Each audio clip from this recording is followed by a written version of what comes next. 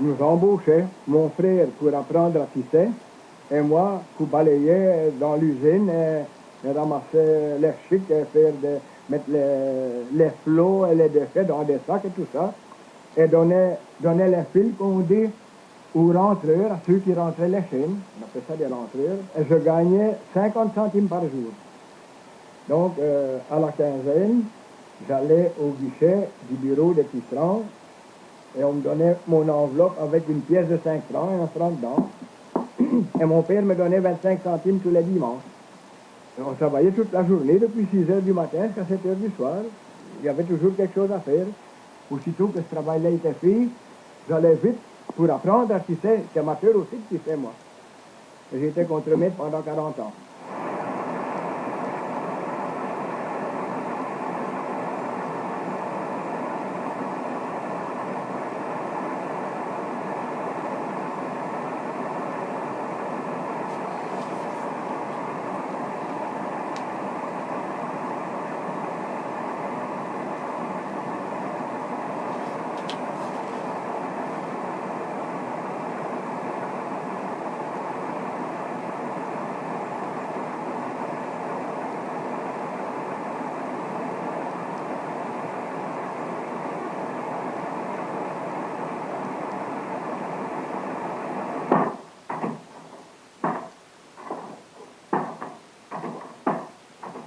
Au musée de René, nous assistons à une démonstration de ce que représentait le travail du tissage à la main au siècle dernier.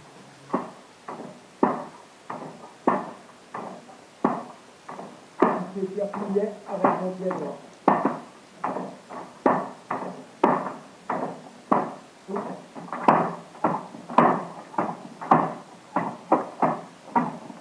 Voilà, là comme les tisserands faisaient, les tisserands à la main. C'est un métier à tisser à la main. C'est le premier métier qu'on a tissé dessus, soit de la toile, soit du drap, soit du tissu pour faire des chemises, parce que dans le temps, il n'y avait pas de tissus comme maintenant. Hein.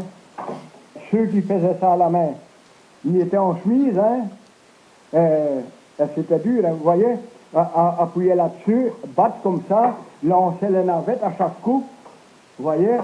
Et vous travaillez combien de temps par jour comme ça Parfois, ces vieux tisserands-là, ils commençaient parfois à 4 heures du matin jusqu'à 8 heures du soir. Hein, ils venaient chercher leur travail à René ici.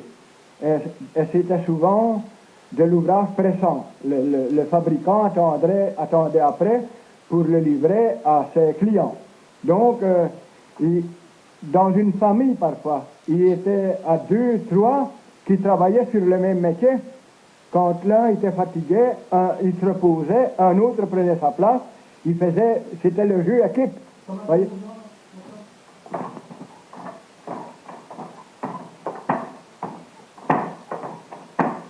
C'est un rythme à apprendre, vous voyez?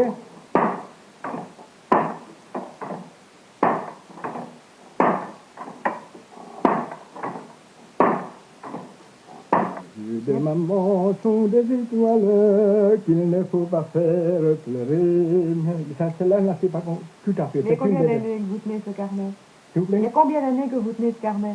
Depuis 18. J'ai commencé ça en 18 à Berkem, tout près d'Anvers, là-bas. J'étais caserné dans une usine de toile cirée. Et j'ai commencé à écrire toutes mes chansons. Ça va jusqu'à je ne sais où. Vous voyez, c'est mon griffonnage de pattes de poule d'écriture. Hein. Et là, c'est gardez-vous de sortir le soir. Gardez-vous de sortir le soir, méfiez-vous des coins noirs, jolies brunes, car l'amour, ce petit libertin, est encore plus malin sous la lune. Malicieux, il s'est déniché le trésor bien caché de chacune. Et la nuit, comme on n'y voit plus, on ne retrouve jamais ce qu'on a perdu. C'est vrai, hein, ça, quand vous l'avez perdu, vous ne l'avez jamais plus retrouvé après. Mais chaque fois que vous avez une chanson, vous l'inscrivez dedans, alors? Ah oui. Oh, là, J'ajoute en la voyant si coquette, je t'offre si tu me dis oui, une robe de prix puis c'est le oui. Mais comment faites-vous pour rappeler l'air? Ah, mais Rappeler ça, l'air. oh, mais ça je n'oublie pas ça. Ça, je n'ai jamais oublié. Ça est ancré là-dedans. C'est Philomène. Philomène, ça, c'est pas mal, ça. Je vais vous chanter le deuxième refrain. Je t'en prie. Non, je vais aller commencer là. Bref sur l'Inde. Non, le couplet. Nous étions cette semaine, allés dans une fête foraine. Soudain elle s'écrie, attends-moi, viens me payer un tour de cochon de bois.